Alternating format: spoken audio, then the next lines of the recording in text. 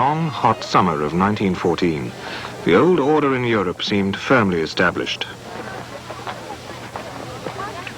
Europe's monarchs were confident, proud, and closely linked by marriage and descent. Tsar Nicholas of Russia was the King of England's first cousin. The Emperor of Germany was Queen Victoria's grandson and shared the King of England's carriage on many occasions.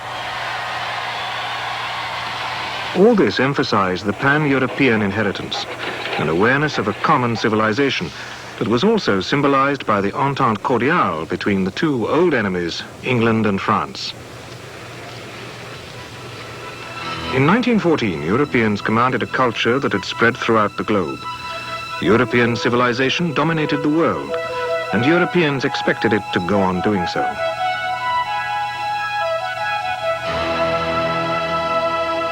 But Europe itself was far from united. Britain and France were the dominant imperial powers, and Germany and Italy were eager to overtake them. The rest of Europe was a patchwork quilt of quarrels and national jealousies. Germany was the success story of modern Europe. Its population doubled between 1870 and 1914, and by 1914 its production of iron and steel was greater than that of the rest of Europe.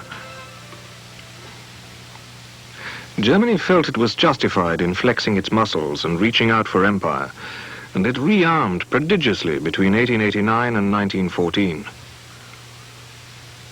By 1914 it had a formidable army, 15 times the size of Britain's and the most powerful artillery in Europe. Since 1897 it had also created a great navy. By 1912, the Germans possessed 20 modern battleships, compared with the dominant naval power, Britain, which had 30 dreadnoughts in European waters. Britain found Germany's naval build-up very threatening. In the summer of 1914, after years of tension, George V presided over the mobilization of the British fleet. Britain's allies, France and Russia, also mobilized against Germany and Austria-Hungary, the Central Powers. The Germans seized the pretext of Austria's quarrel with the Serbians to march into action against Russia and France. When the great powers honored their treaty obligations and paper commitments, the inconceivable happened. The whole of Europe was drawn into conflict. Enthusiastically and with eager expectations, the civilized world threw itself into war. The Germans' first move took the British and the French by surprise. A massive sweep through Belgium, bypassing Holland. Belgian resistance was overwhelmed, and the German advance became a procession. It brought German forces swiftly, as planned, onto the unprotected northern flank of the French, within reach of Paris. Across the Channel, the British Expeditionary Force was starting to embark. It was very small, but well-trained and equipped. The mood was buoyant.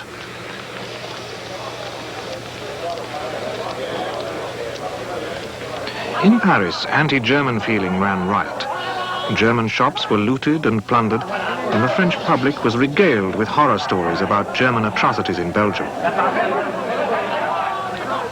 Paris was in danger, and all the taxes were requisitioned to take troops forward to the Marne. Everybody expected it to be a war of movement, a war fought at the gallop, dominated by cavalry. Both the generals and the private soldiers underestimated the force of modern artillery and the importance of new weapons and tactics.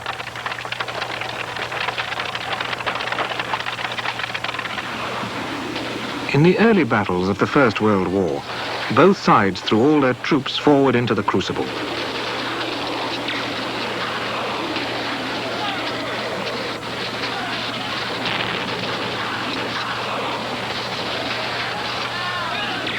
The small British standing army was decimated almost at once. The casualties were frightening.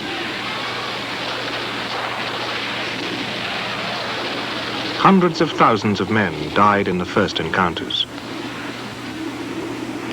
This was the war that tore the heart out of European youth. The first German rush into France took them to the Marne and nearly to Paris. Then the French counterattacked, and the Germans were pushed back and forced onto the defensive. 1914 ended with much of northern France and Belgium under German control. During the 19th century, the object of warfare was to outflank an opponent, using the cavalry charge to win ground and change direction quickly. In 1914, in the first major European war for more than 40 years, cavalry could do nothing against accurate long-range rifle fire and the machine gun.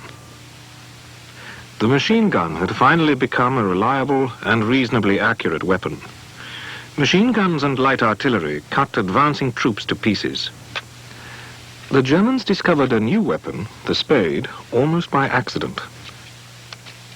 Once they dug in, they were able to shoot down Allied attacks with ease. The British and French hurled men forward against thick barbed wire and deep German trenches.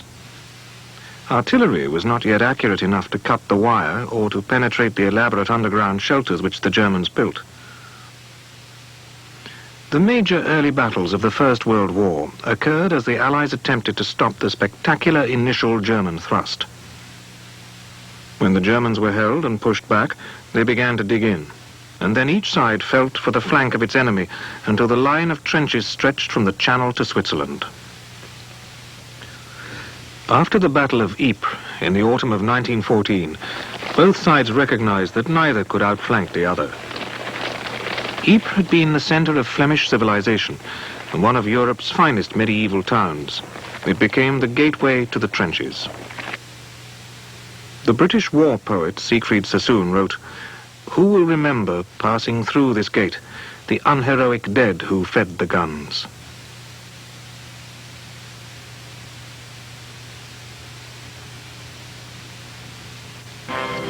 Patriotism, both in Britain and Germany, was fueled by violent propaganda.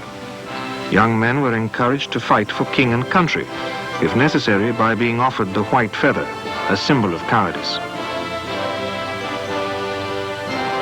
Initially, conscription was not necessary in Britain. Only volunteers were taken for the trenches. But that didn't last long, and conscription for all men over 18 was introduced in early 1916. On both sides, all the resources of the state were mobilized for total war. It was a truly international war. Germany's allies included Austria-Hungary and Turkey, and Russians fought in the trenches in France against the Germans. The civilian populations were also organized, with gas masks, ration cards, and national saving certificates. The women of Britain played their part. They spurred on the reluctant heroes. They tended and comforted the wounded. But also, as the war went on, they became active members of the working population, replacing men on the farm, in the munitions factories, and elsewhere. Every woman who worked released more cannon fodder for the hungry trenches, and the participation of women in the war, even in Russia, transformed their status. It certainly helped towards their eventual emancipation in Britain.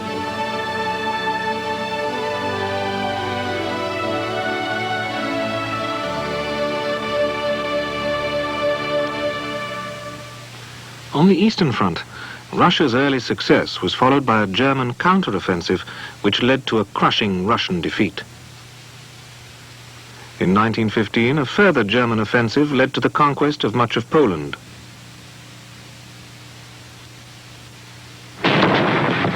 During 1916, the Russians counterattacked and gained some ground. But the war in the East was a different type of war. Trench warfare was the exception and not the rule.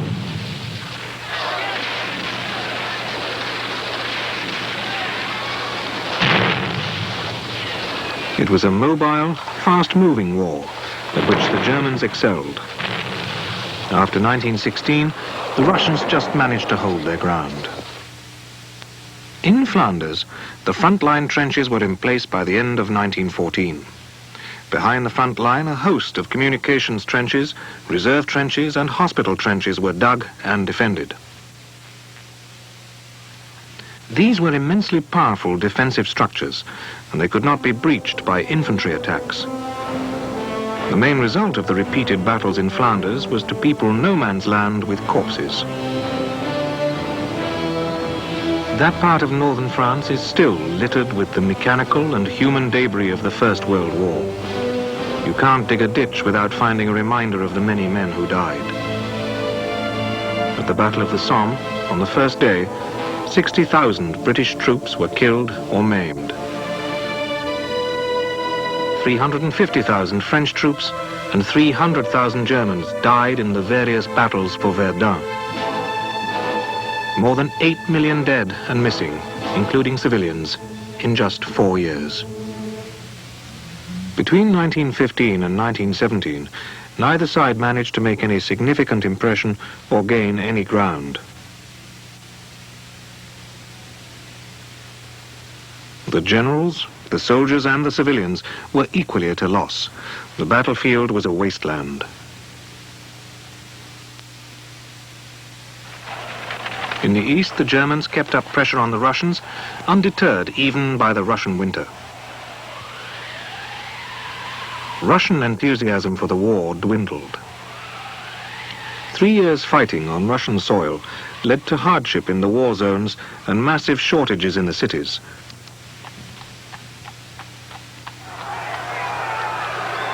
Soon there were bread riots and sustained political confusion. Tsar Nicholas ordered his troops to suppress the riots and re-establish his authority.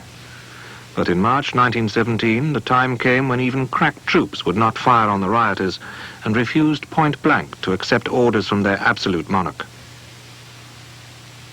Senior army officers linked up with liberal politicians like Kerensky to take over the government. But neither Kerensky nor anybody else could placate the soldiers, and between March and October 1917, there were bread riots and mutinies in many cities. The Tsar had abdicated, but it did him little good. He and his family were held prisoner and eventually murdered by the Bolsheviks. Naturally, all Russia's enemies wanted to exploit the situation, and the Germans sent an exiled Russian agitator, Lenin, back to his homeland in a sealed train. It was the influence of Lenin and his supporters, the Bolsheviks, which brought about the Russian Revolution.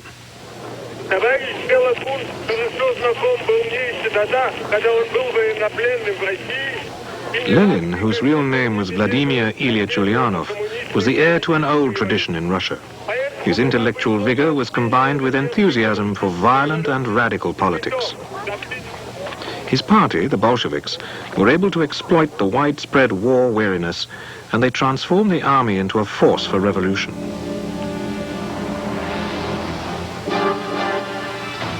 At midnight on the 7th of November 1917, the Winter Palace in St. Petersburg was stormed and Kerensky's provisional government abruptly collapsed.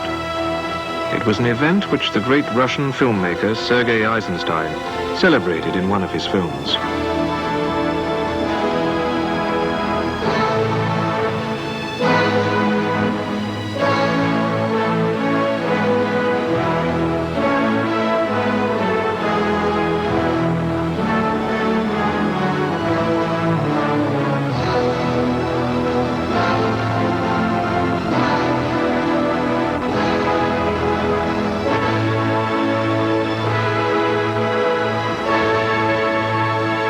After the revolution, the Bolsheviks controlled the major cities in Russia, but still needed to pacify and gain control of the rural areas and the eastern territories. Meanwhile, the Germans poured into Western Russia, setting up new states that were really German satellites in the areas which they conquered. The Russians could not withstand the German onslaught. They fell back and abandoned Poland, the Ukraine, and the Baltic states. By the Treaty of Brest-Litovsk in March 1918, the Russians made peace with the Germans and abandoned their allies, Britain and France. This allowed the German generals to concentrate on the Western Front, and in March 1918, the Germans advanced urgently to attempt to win the war by a sudden push. Ludendorff's campaign was at first successful. But the Allied defences held, and Ludendorff was not able to break through. Eventually, British and French troops led a successful counterattack. Ludendorff's campaign exhausted German reserves at a time when the Allies had almost unlimited resources. America, a new ally, had entered the war after a long period of hesitation in April 1917. America had decided that it could not afford to let Germany dominate the whole of Europe, and perhaps the whole of Russia as well. The Germans had sunk the Lusitania and other American ships that supplied Great Britain. Now, American ships carried a new American army to stand beside the Canadian, Australian, New Zealand and other Commonwealth troops who had fought bravely throughout the war. Also, by this time, Allied artillery was on a par with German artillery. It was accurate enough to cut barbed wire and empty frontline trenches without making no man's land impassable and warning the enemy exactly where an attack could be expected.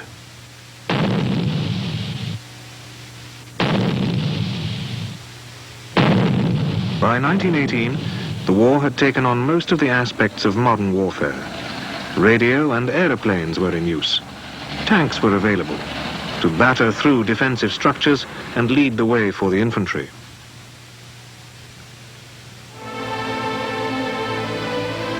But when the Allies began their final counterattack in October 1918, they had no idea whether Ludendorff's campaign represented his last throw or not.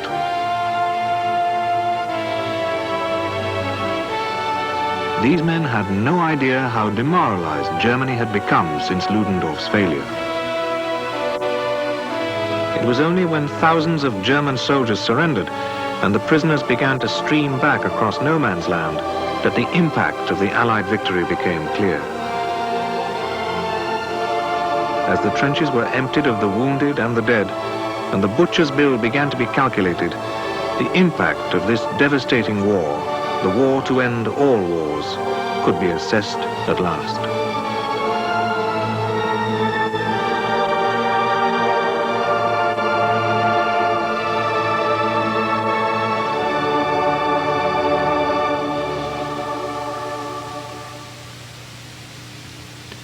The leaders of the victorious powers assembled at Versailles, near Paris, in January 1919.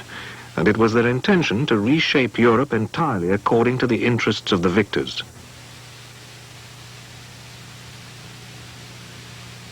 The vanquished were not to be consulted, and when the ceremonious signing of the Treaty of Versailles took place in June 1919, Germany and its allies were forced to accept terms dictated without negotiation.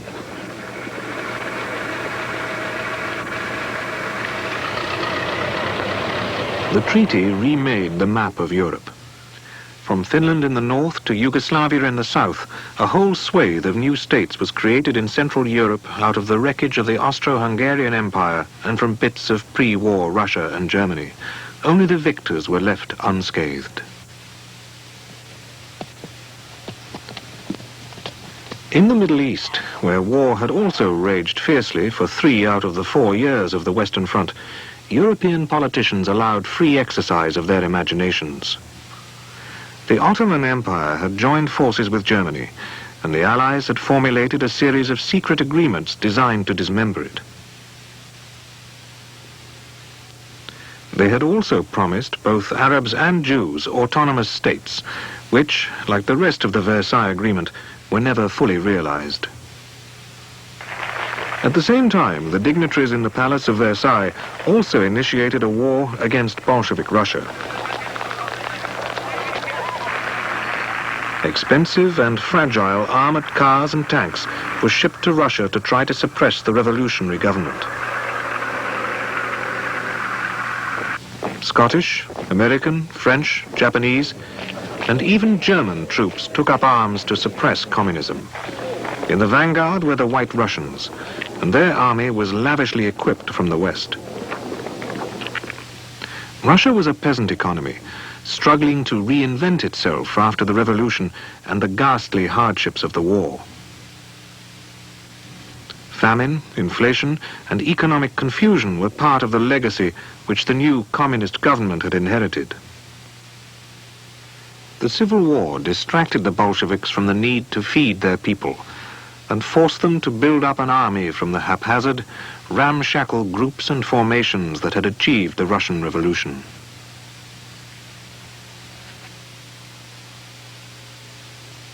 In no other way could the revolution be defended against the hammer blows aimed against it by the White Russians and the Western powers in the early 1920s.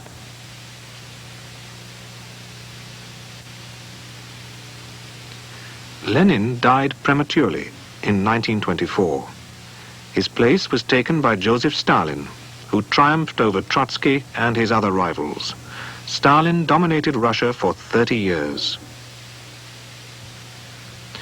But at first, during the 20s, Stalin was preoccupied with the struggle to secure Russia's borders, to pacify Russia's racial minorities, and to recapture and pacify the far eastern territories.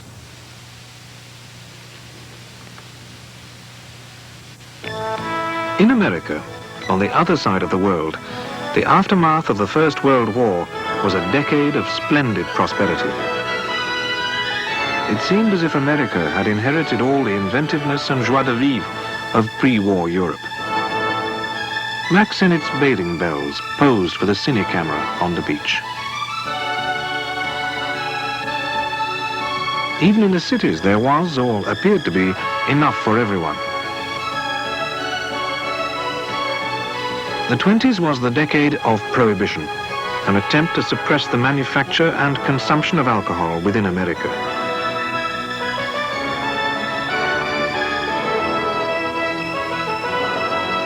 Prohibition was not to everyone's taste.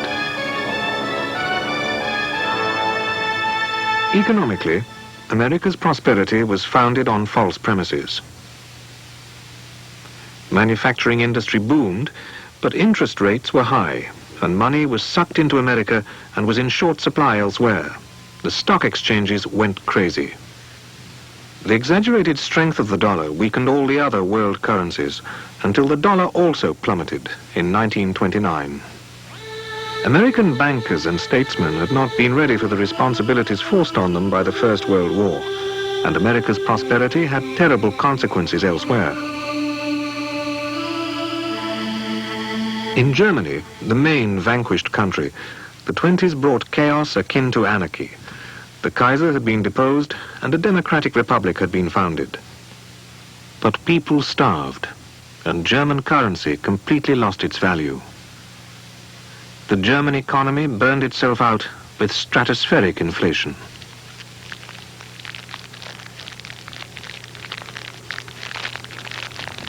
These were the circumstances in the early 20s when Adolf Hitler, helped by conventional German politicians and statesmen, launched his revolutionary National Socialist movement, the Nazis.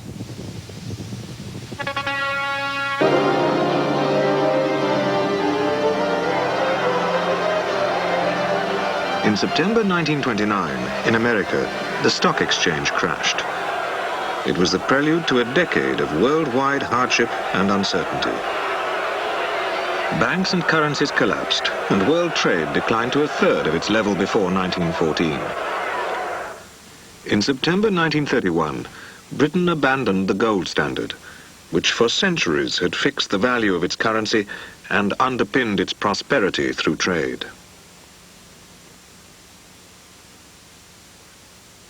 But in Britain and America, the miseries of the 30s were born with resignation. The economic disasters did not lead to political transformation. The Anglo-Saxon democracies survived the 30s, whereas in Germany and Austria, the old autocracies, the anarchy and confusion of the early 20s were vastly stimulated by the economic turmoil that followed.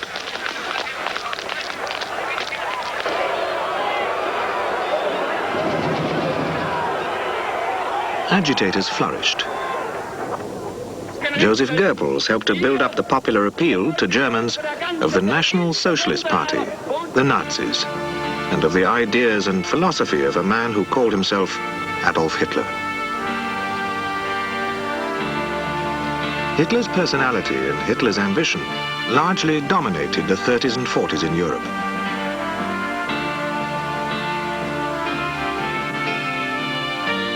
Hitler's Nazism was a flamboyant summation of the philosophy of European imperialism without the morality, the sense of responsibility, the integrity, and with the addition of anti-Semitism. But the stage management was brilliant, and in 1932 Hitler won 2 out of every 5 votes in the German elections. In January 1933, he became Chancellor. The burning of the Reichstag later that year helped to give the then President of Germany, Marshal Hindenburg, an excuse to grant Hitler absolute power.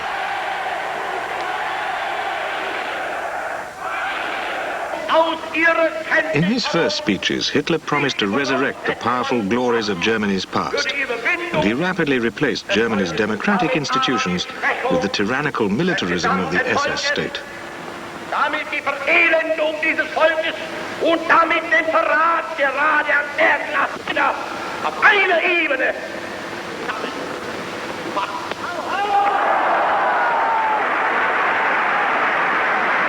He was welcomed with open arms as the savior of Germany.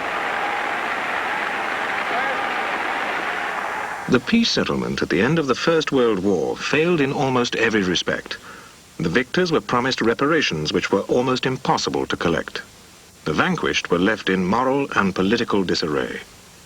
Some of the minor victors did not feel they'd received enough credit for what they'd done. Italy in particular was very dissatisfied by the Treaty of Versailles, and this was one of the grievances that provoked the Black Shirts, led by Benito Mussolini, to march on Rome in October 1922. Mussolini was one of Hitler's models. He became first the Prime Minister of Italy and then the undisputed political and military leader of his country.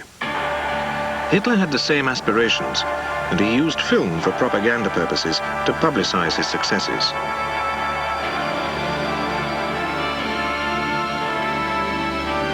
In the first instance, he did succeed. He succeeded in rearming Germany in defiance of the Treaty of Versailles.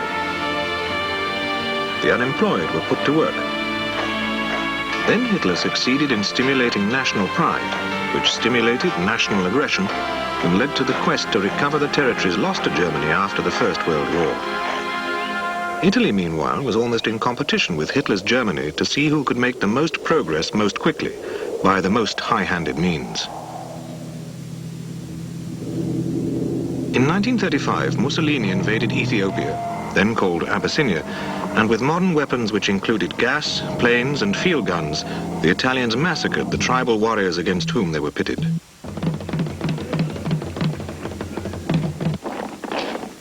Mussolini's attempt to create an Italian empire in Africa excited worldwide condemnation.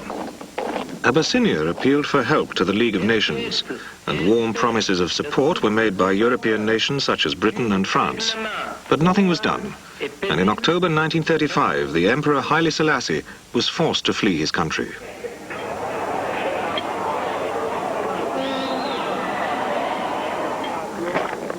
The League's failure to help Abyssinia was Hitler's precedent when he ordered his troops to march into the Rhineland in 1936, in defiance of the Treaty of Versailles.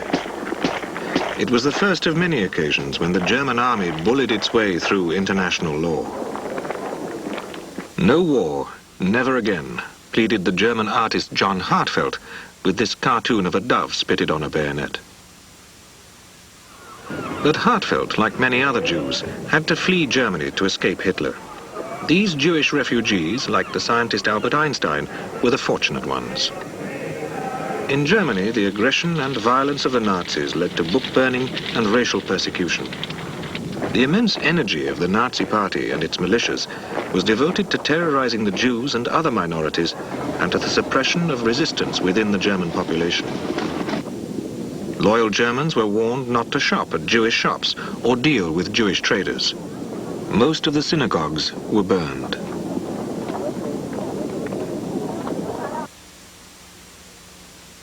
By 1938, Hitler had taken control not only of the Rhineland, but of the Sudeten area of Czechoslovakia and of the whole of Austria. Germany was the dominant power on mainland Europe, and in Spain, during the Spanish Civil War, the Germans and Italians developed new armaments and military strategies. Dive bombing and high-altitude bombing of civilians were introduced during the Spanish Civil War.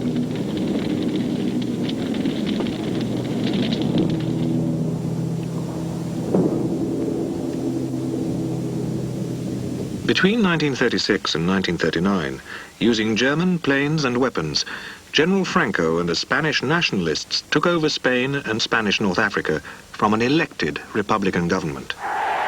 The fascists had triumphed again. At the Munich Conference in September 1938, Britain and France tamely accepted Hitler's conquest of part of Czechoslovakia. They were given what they believed was a binding promise not to invade the rest. Neville Chamberlain came back to England to assure the British public of Mr. Hitler's honourable intentions. But peace in our time was not precisely what Hitler and his staff had in mind. Hitler took over the whole of Czechoslovakia and invaded Poland in September 1939. The Russians seized the opportunity to move west. Poland's small army was unable to resist the Blitzkrieg attack.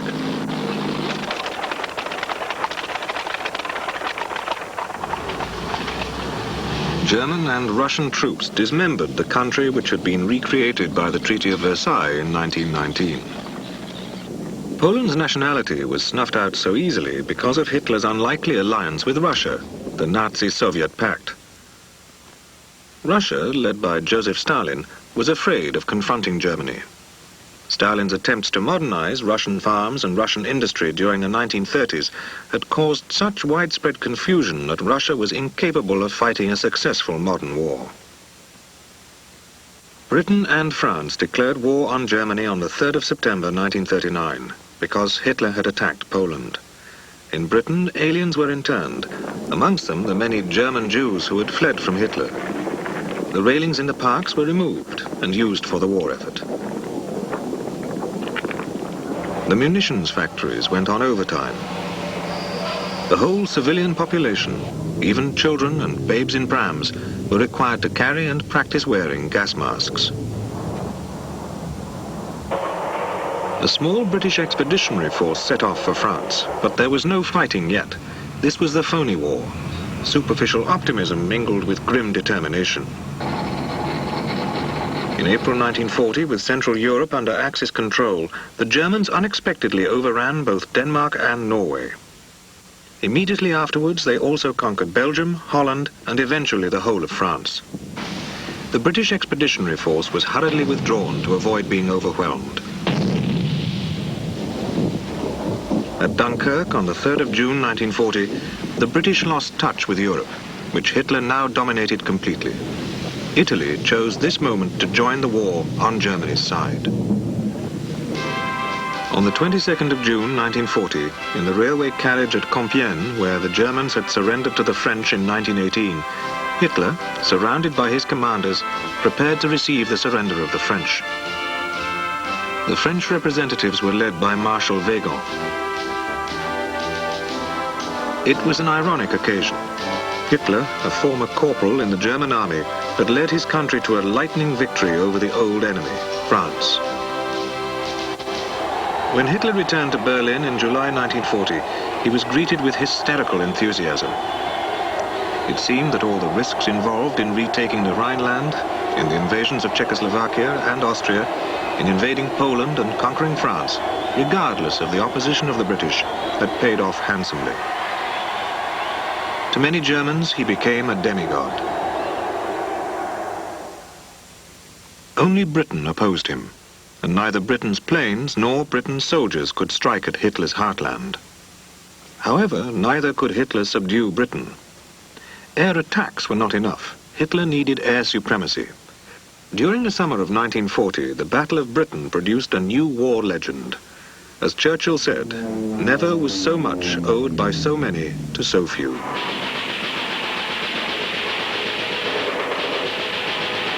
The daytime attacks were defeated, but in revenge, the Luftwaffe began to concentrate on nighttime attacks. London and many other cities were laid waste. Paradoxically, the Blitz strengthened the British will to win, just when Britain was completely isolated, with America still very reluctant to be dragged into a war against Hitler. At the end of 1940, all the cards appeared to be in Hitler's hand. Japan would soon become an ally. Russia had signed a non-aggression pact.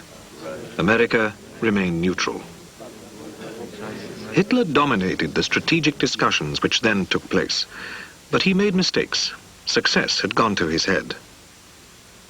He frittered away troops and time in North Africa to help the Italians, and in the Balkans.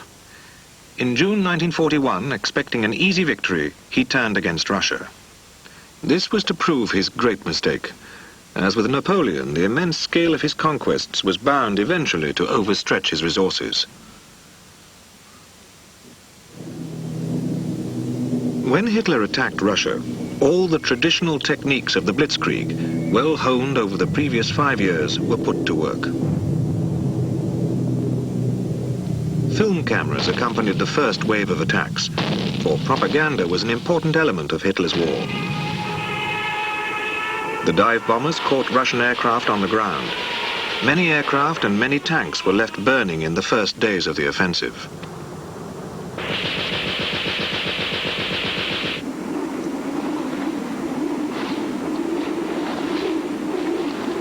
The Red Army commanders were no match for the Germans, and millions of Russians were captured or killed immediately.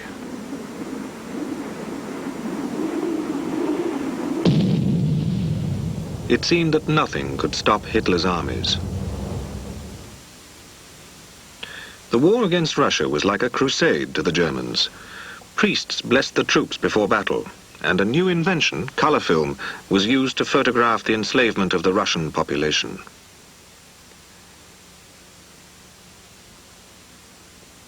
But as the winter of 1941 came on, exceptionally cold, -42 degrees, the Germans, who depended very much on pack animals and simple transport as well as on tanks, began to have difficulty.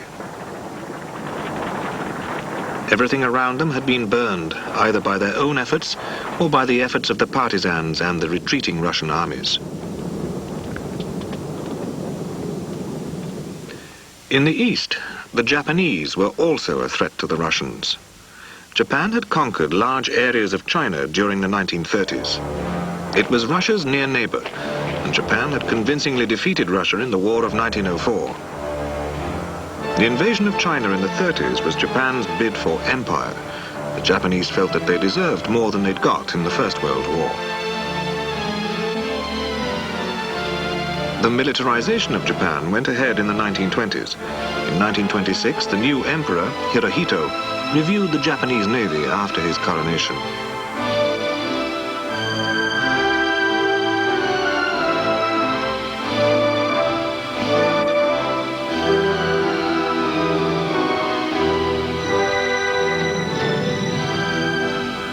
Japan's invasion of China provoked the famous communist retreat into the interior, the Long March.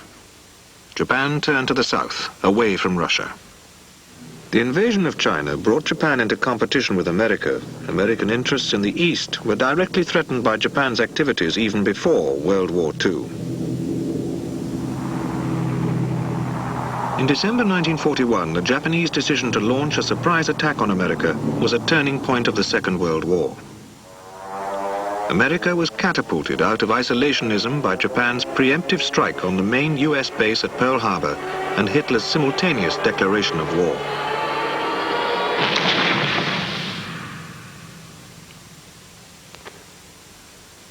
The Japanese attack virtually destroyed the American Pacific Fleet in just one day. But strategically, it was a blunder. America, Russia, and Britain were forced to become allies. In the east, the Japanese launched a fierce onslaught on the British in Hong Kong, Singapore, Burma, and other British territories.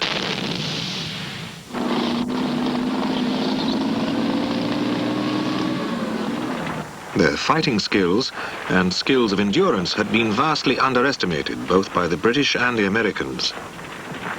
British forces were badly led and badly prepared. They surrendered in their thousands. Even before Pearl Harbor, the Japanese had conquered Korea, China, and most of Indochina. By 1942, they had conquered or controlled the Western Pacific and stood at the gates of India. Japanese warriors and the Japanese state exerted relentless authority throughout the East. Even before 1941, President Roosevelt lent active American assistance to Britain. At the Newfoundland meeting in August 1941, Churchill and Roosevelt agreed on strategy. Germany would be conquered first, Japan afterwards. Germany was regarded as by far the greater threat. The German Empire was at its most powerful by November 1942. German power extended from the Arctic Circle to the Sahara, and from the Atlantic Ocean almost to the Caspian Sea. Britain had been reduced to using strategic bombing as its only war weapon against Germany. Now America set itself to mass-produce bombers. And the caption for this poster, "Pour it on," summarizes the approach. "We have just begun to fight," claimed this recruiting poster in 1942. America's main initial contribution was to supply Britain across the Atlantic. The Atlantic War cost many lives and ships, and recruiting for it was one of Britain's main priorities between 1941 and 1943. Britain had been on the defensive since 1940, in spite of Churchill's flamboyant defiance during the Blitz. Now, Anglo-American cooperation made possible both the eventual assault on Hitler's fortress Europe and the development of the atomic bomb. World War II was a war of new weapons. Hitler's included the V-1 flying bombs and the V-2 rockets late in the war. Britain developed radar. As early as 1939, large aerials had been erected on the south coast of England, and these transmitted radio waves which bounced an echo from an approaching aeroplane. At the receiving station, blips on the screen of an oscilloscope represented the distance that the echo had traveled. If two or more stations could fix on a plane, it was possible to be sure of its position, heading, and speed. By the middle of the war, the chain of radar stations on the south coast made it impossible for any hostile aeroplane to approach Britain without detection, but purely defensive measures would not be enough to defeat Hitler. Victories at Stalingrad and Kursk began the Russian breakthrough. The Allies invaded North Africa. The campaigns in North Africa were, in a sense, a substitute for a direct assault on Europe, a second front. With the experiences of the Great War still fresh in the memory of British commanders, Britain was reluctant to launch a direct assault on France. But Montgomery in Africa could operate with a relatively free hand and won great victories at Alamein and Tunis. It was the beginning of the end for the Nazis. The invasion of Sicily was launched in July 1943. The Russians pushed the Germans back on many fronts. In the summer of 1944, on the south coast of Britain, the greatest combined operation of all time began to take shape. The invasion fleet mustered in mid-channel and then hit France.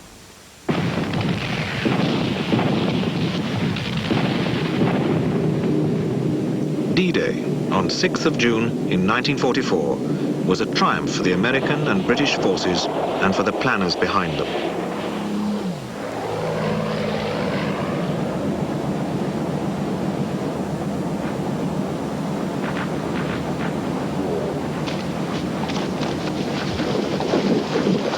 Most of the Allied troops got ashore in very good order.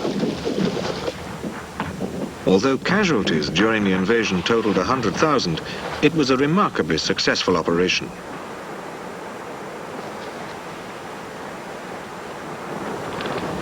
The breakout from the beachheads was also much easier than might have been expected. The German counter-offensive in the Ardennes was defeated, and Allied forces went forward towards the German border. The processes of liberation began with cheers and deep emotion as collaborators and German officials were taken into custody. The liberation of the concentration camps revealed the scale of the systematic brutality which had been involved. The horrors of Belsen, Buchenwald, and Auschwitz brought tears to the eyes of the soldiers and survivors.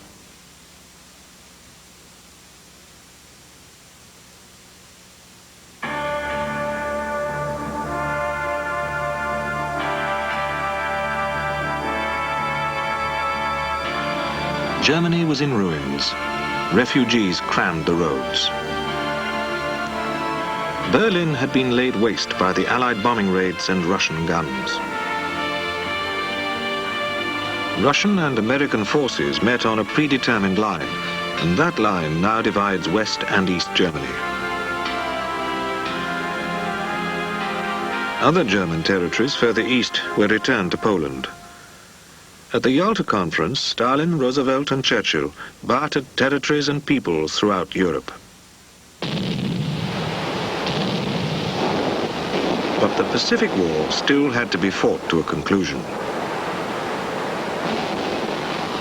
Tenaciously and bloodily, the Americans battled from island to island towards Japan. Their Japanese prisoners were in good condition and in good heart. They were not short of arms and equipment. They seemed determined to fight on. The Americans, meanwhile, were very vulnerable from the air. It took many months of hard fighting in the East Indies, the Philippines, and on the mainland to bring the Allies within bombing range of Japan. The Allies then took the decision to use the first atomic bombs to extinguish Japanese resistance completely. A new age had begun.